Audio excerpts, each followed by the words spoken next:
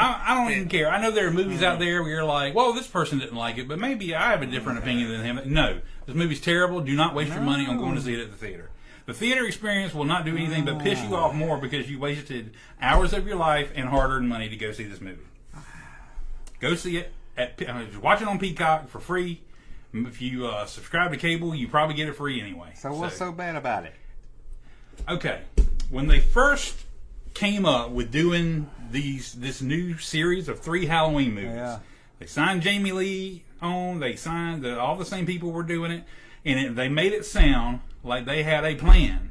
They wanted to do this not only to do like a resurgent movie, but to like have an arc and have it play out into this 3rd movie. Yeah. And I was like on board, I was like, this sounds cool, And after the first movie was amazing. In hindsight, the first movie probably not only should have been the only one they did, it probably should have been the last movie if they were going to do 3, it should have been the last one, because everything they did in that first movie was exactly how I would want Halloween to end. This battle between Laurie and Michael to end. Yeah.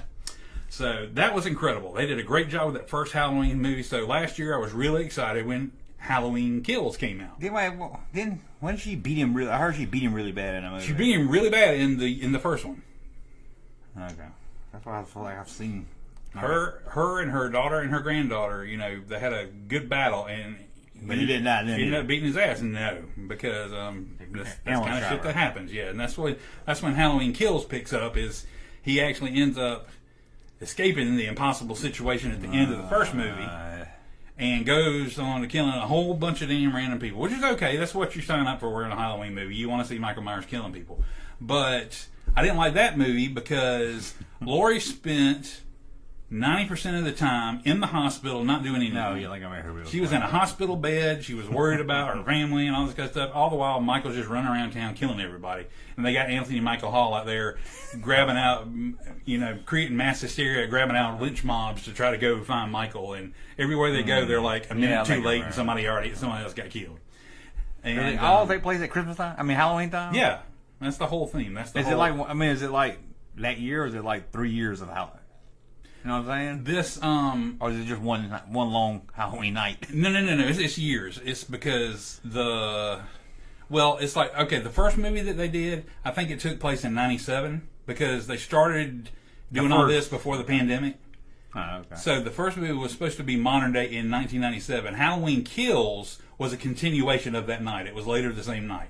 This one picks up, I think, a year later. No, it's either a year later or 3 years later.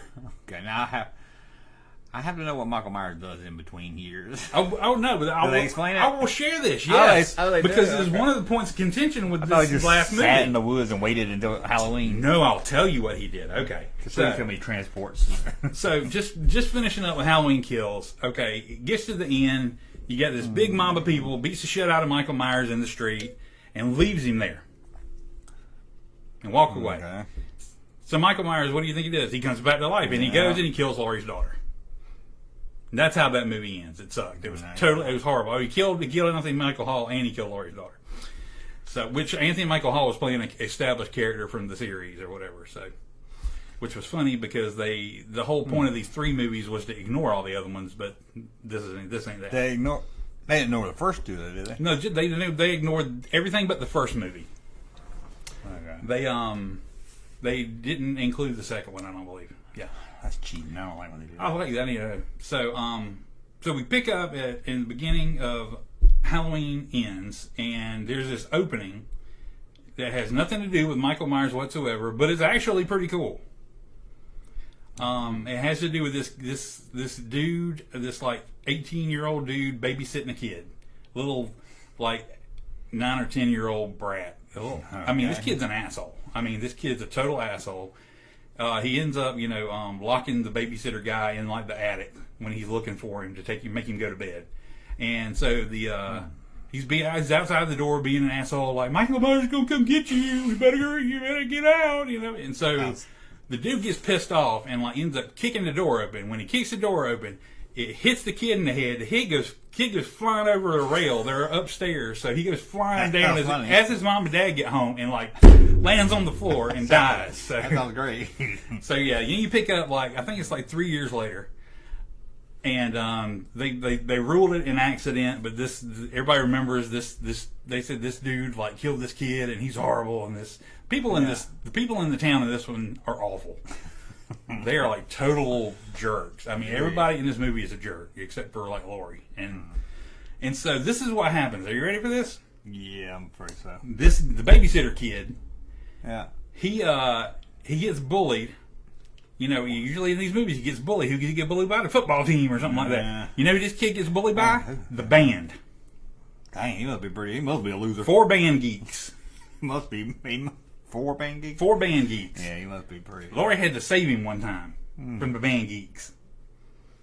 So he gets bullied by these band geeks, and he gets they're on like a bridge, and they like fighting or whatever, and he gets knocked over the bridge and lands on the ground, and ends up getting pulled into this. Like they got like it's like a under the bridge. There's like a homeless dude living. Yeah. There's a couple like tents. And then there's like a sewer pipe that goes into the sewer. Well, somebody pulls this kid into the sewer pipe. Pennywise. No, you thought it would be, you know. So the kid wakes up. He's like looking around. He starts to go out, and Michael grabs him through this hole in the wall and starts choking him. And he like looks in his eyes, and it shows like this shots between Michael's eyes and the kid's eyes, and then Michael lets him go.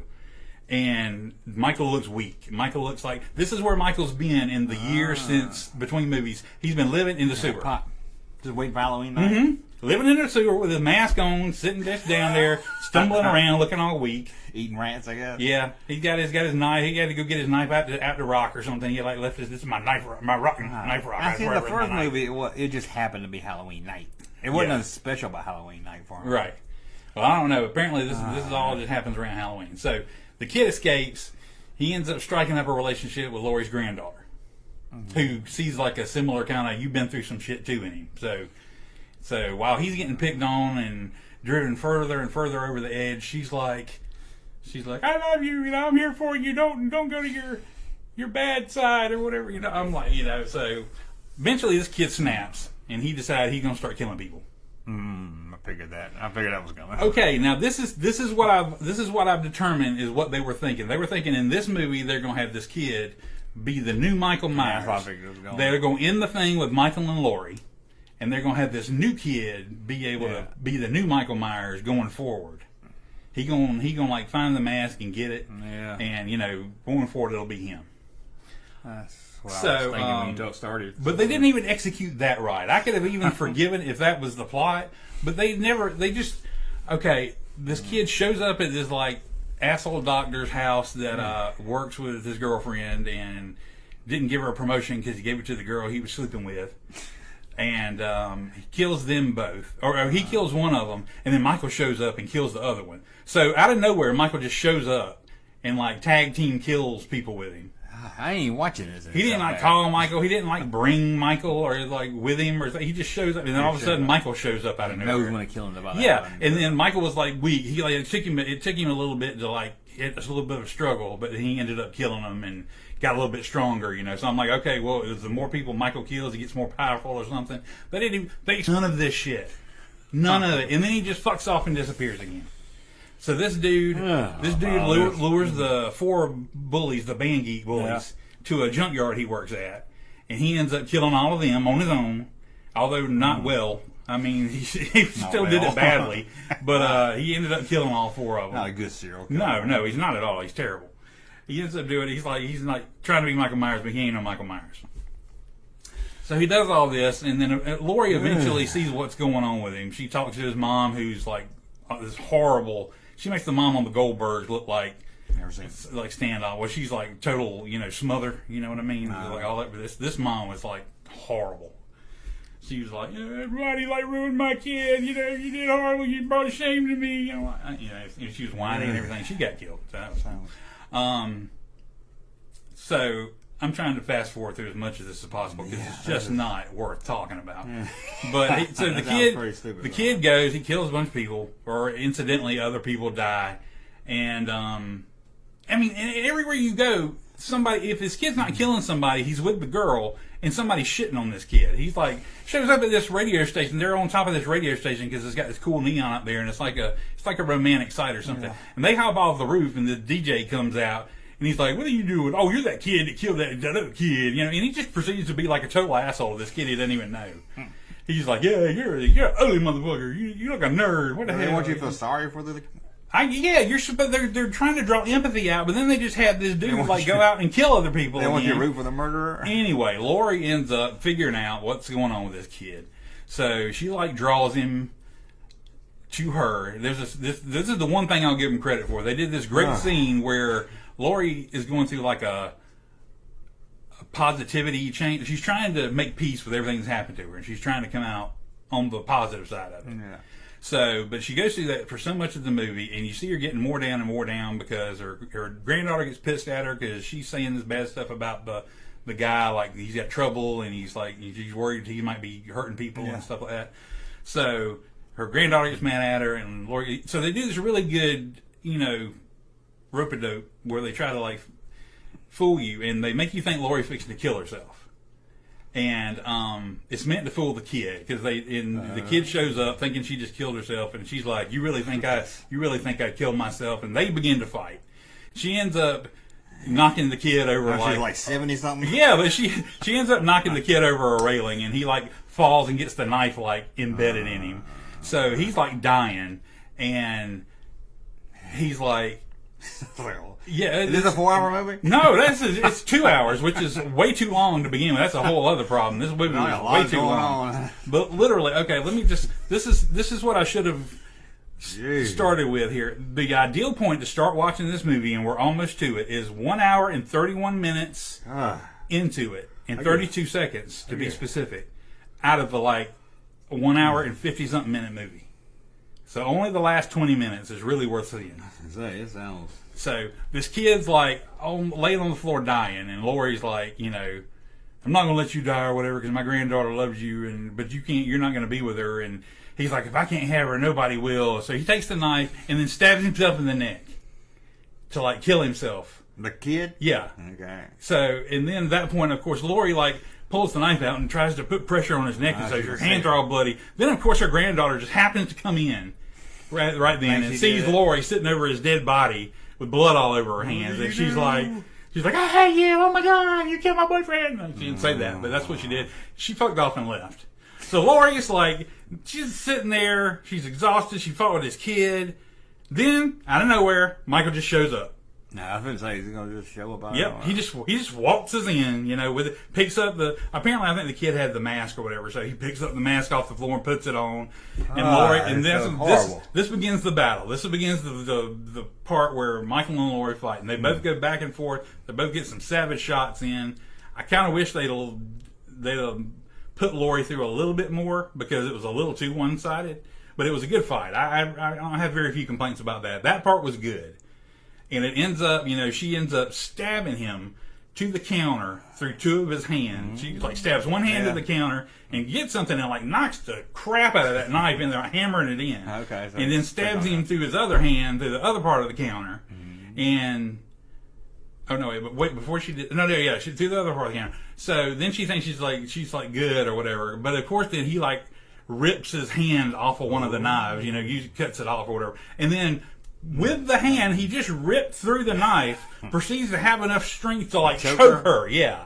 So she's choking her, she's about dead. You see her fade, and all of a sudden her granddaughter shows up and saves her. And they both end up like. Why did her daughter come back? I don't they ever explain it. Okay. They're like, "Oh, she's my grandma, I love her, and I'm not going to judge her like that or leave her like this." And anyway. Well, she didn't call to get help? No. She just showed back up, and then they beat the shit out of Michael and kill him. And I mean, several different ways. She cuts his throat. She cuts his wrist. I'm like, why don't you get an axe and a chainsaw and just cut him up or something like this? So this is okay. This is hang on with me. We're in the home stretch because this is where it gets crazy again. Okay. Again. Yeah. This is one last bit of craziness just to fuck you at the end of the movie. So Michael's dead on the counter. They killed him several different ways. He ain't moving. He ain't coming back. The cop that likes Lori shows up, and of course with some town people for no reason other than I guess they're out trick or treating or something, and they take Michael's body and they strap it to the top of Lori's car, and Lori and her granddaughter driving the car, and the people are walking down the road together with Michael's body paraded on the top of her car. And this is the great part, because they actually took the time to do this. There was like some cops outside of her house that when they're tying the body up to the car, they're like, "This isn't right. This isn't the way we do things."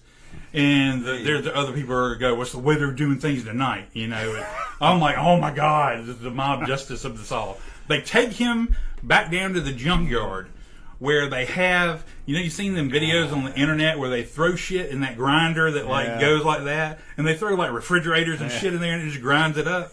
Laurie takes Michael's body, throws it in one of them grinders, and it just like grinds him up into like nothing. Yeah. And that's the end of the movie, pretty much. That's it. Yeah, though it ends with her like sitting on her porch with her boyfriend guy, and she's got peace or whatever now and anything. But that's the end of the damn movie.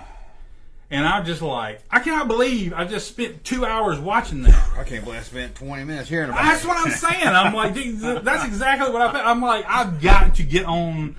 I gotta get on social media and tell people about this. And some person I still know still went to the movies to see that shit the next day.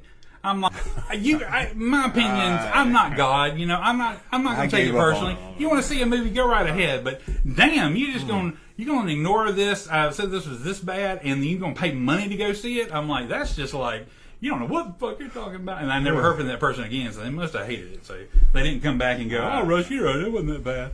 Sadly, I learned my lesson from Halloween long ago. So I'm officially done with the Halloween movies.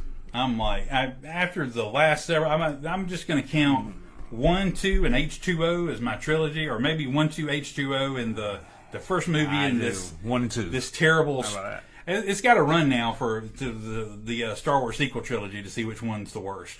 Halloween or the Star Wars sequel. Right? Any of the Halloween ones good? The last 3. The first one. It was awesome. It was just called Halloween. Yeah, I don't like that. I don't like when they do that. Yeah, I don't either. But and especially Carpenter was like a producer on this and stuff. I'm like, I refuse to believe that Carpenter and Jamie Lee Curtis and all this signed off on what they did in the second half of the second movie and most of the third, because it just sounds terrible.